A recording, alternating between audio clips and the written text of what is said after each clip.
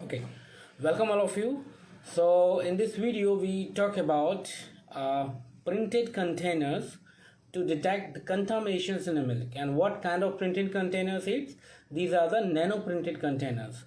And what is the beneficial? For example, as you can say, like in lots of milk, during this transportations process, sometimes some can, unexpected delay may happen due to some kind any kind of reasons. And apart from that, the various retailers where have these kind of milk based products, like some milkshake or some any kind of milk products, the peoples are utilizing it, are consuming those things. So due to the longer storage of time, these containers, this milk inside the milk product, which get contaminated, but we are not aware of that. And even we can only know once we drink such container, once we get in contact with that milk products, only then we come to know, otherwise we will not know. And even if there is a contamination happening, suppose in those milk products, suppose contamination will be only 20% or 10%, so it may possible we drink those milk products or milk, but we are not aware of that. Those things are already contaminated. Even if the 10%, it can deteriorate your health. So the scientists see these burning problems and make kind of solutions. And what they does, they printed these nano sensors which can detect these contaminations and contamination due to some specific bacteria, definitely, because it's not possible we can detect all kind of bacteria at a one place. It's not possible. All kind of contamination detections only at one place in a small patch is not possible. So what we can do, like so what they have done, like they target some very common contaminations causing agents, like listeria, e coli is one of them, first of all, and e coli, listeria, and like that, only the few microorganisms which are in higher probability for the milk contaminations and all.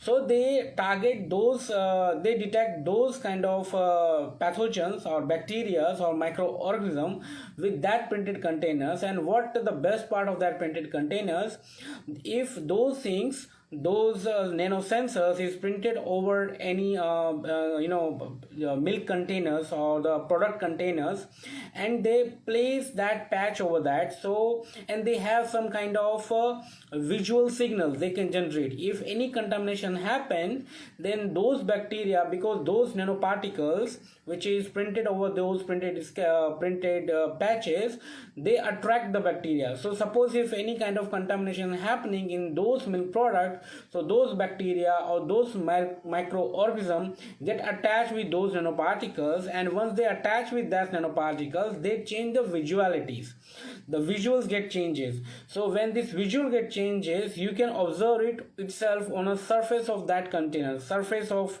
those containers. So you can see those signs.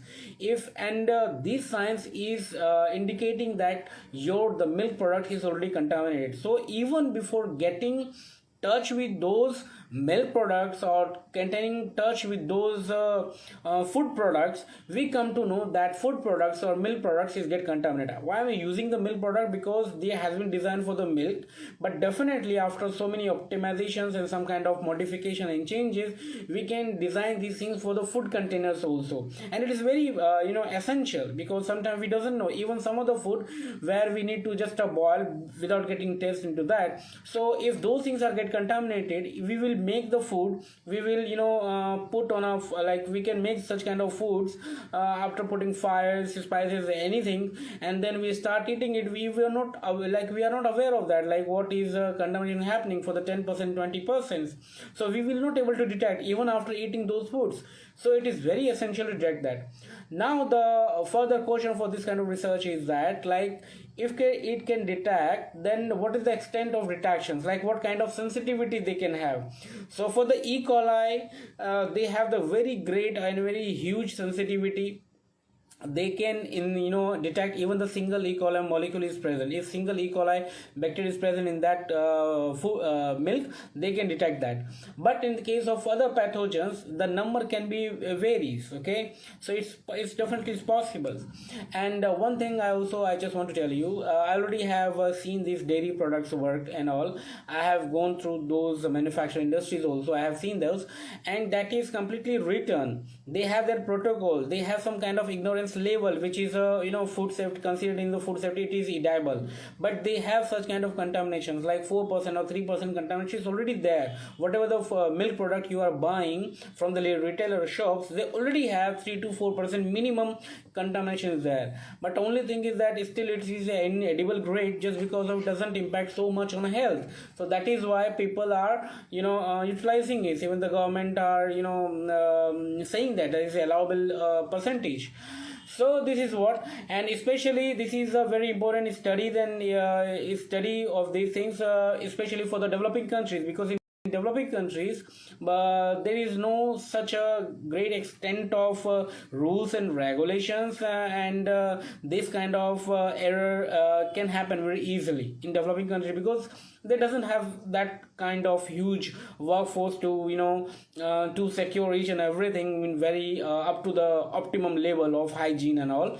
So that is why it is whole it's quite possible. And as being in India, I know that this things is going on, like we unknowingly we take or consume some of the food which is already deteriorate in some percentage, but we will not able to track that. So by discovering such things, we employ such things to the food containers. Definitely is a very good and great studies. Only thing is that we just need to optimize it, and for each and every food sections and grade of food sections.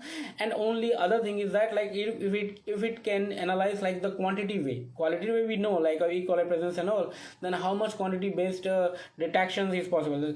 Like there might be some kind of signal where it can shows like the about or roughly the percentage of contaminations also. Suppose if there is E. coli, it detect the E. coli contaminations.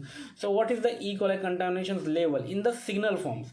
Definitely we have the instrument, we can detect that, but as in very container itself, suppose is giving the yellow signal for the one E. coli presence, and suppose if showing the red, it means so many so many E. coli bacteria get attached with that nanoparticles and showing the red signal.